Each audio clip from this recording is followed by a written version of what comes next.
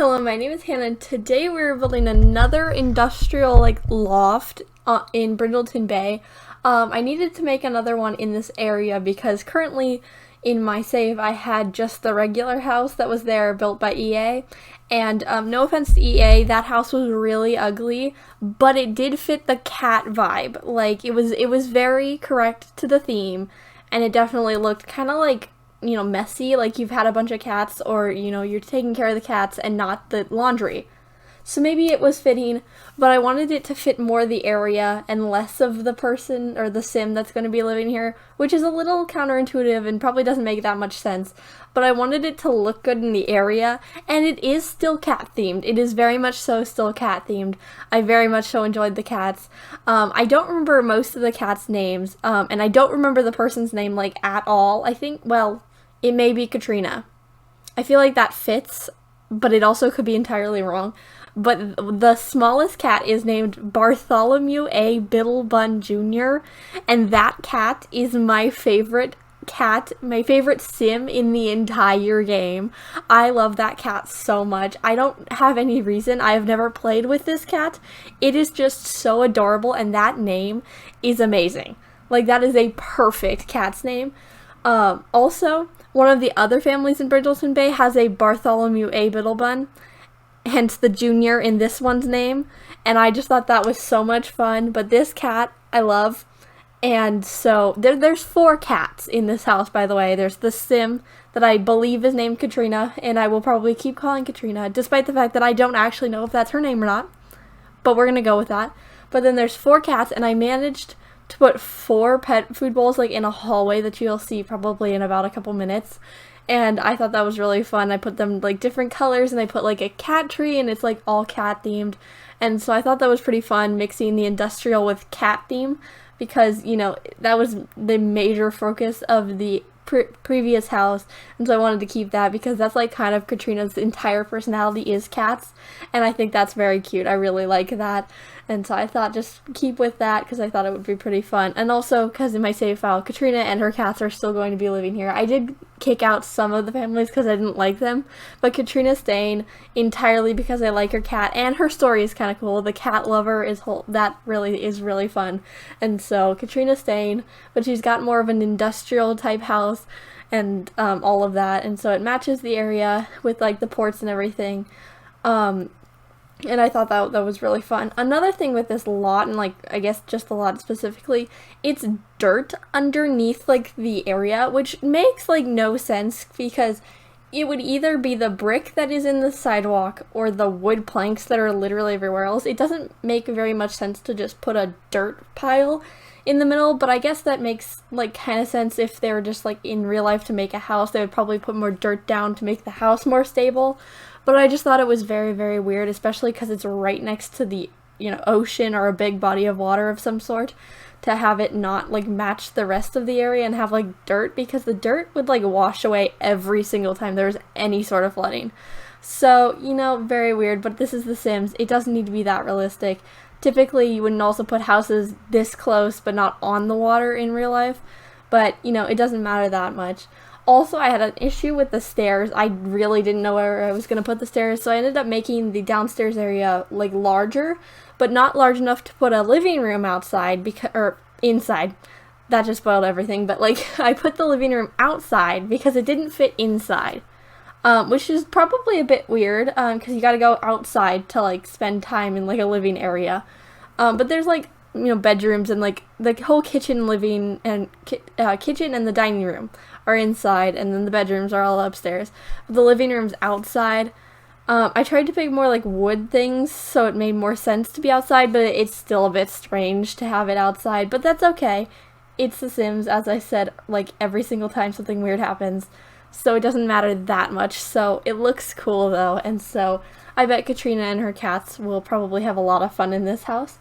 But that's about it for the house, so I'm going to move on talking about today's topic. So the first thing that happened in this very, very eventful week that you'll get to listen to in the next 4 voiceovers that I will probably be speed doing in the next hour.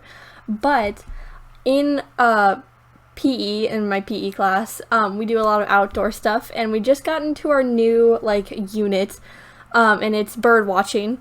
I'm not really sure how this is gonna go because we have some issue kids that like to just cause trouble. Like one kid, the first day we were doing bird watching, picked up a gutter and tried to hit somebody with it, just for fun. That's just kind of the things they do. So there was just a gutter in the middle of the field that we were using to bird watch. We didn't find any birds, but we did find a gutter. So it was very, very strange, and so that was really fun. But apparently he picked up the gutter because somebody else was chasing him with a leaf. Not a small leaf, a big leaf. But I honestly don't know what was going through their mind. One, it was a very, very rusty and looked pretty sharp, the gutter. And so I'm not really sure why you'd want to pick that up, but, he did. And so the teacher actually got involved. Sometimes the teacher is just like, oh, fine, whatever. Let them just get, some, disease from this random gutter or something, because the PE teachers are just really just like, they're just gonna do that because the PE classes are required, so you kind of have to take the PE classes. All of the like classes that like you kind of have to take, or like any of the electives, basically you're gonna have kids that are just going to destroy everything of anything, and that's just gonna be how they are. So the teacher actually was got mad at them for picking them up and threatening people with a gutter, because it's a bit of an issue in the safety department. So that was really fun, and a lot of us were actually surprised. One of the other kids, just random kid from my class, was actually made a comment on how surprised I think she was that he actually stepped in and did something, because this is not the first time something like this has happened in class. It just happens all of the time. That, yeah, it's really strange, but it is kind of entertaining to be an onlooker of everything, but it's definitely very, very strange. But another thing is that our teacher has gone a lot at cross country, I believe, because he's also the coach for that. And so, yeah, a lot of the PE teachers do like sports, which makes sense. But a lot of them are just gone a lot for their sports. This teacher, the cross country, they must have so many meets because he's gone at least once a week. But, that's fine. I don't really care who's teaching the class as long as they teach. But we can't go outside to birdwatch when we have a sub for some reason. It may or may not be related to the gutter incidents, and all of that stuff like that. Not sure.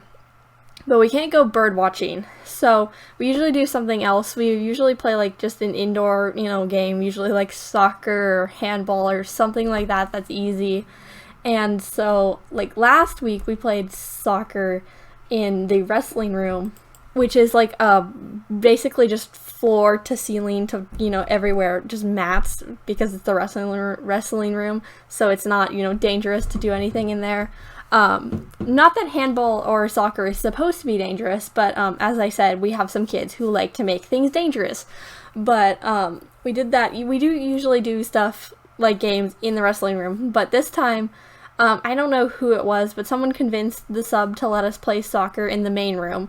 Which is fine, because then it's a bigger area, and you can play soccer with an actual soccer ball instead of a foam ball. So that was pretty fun.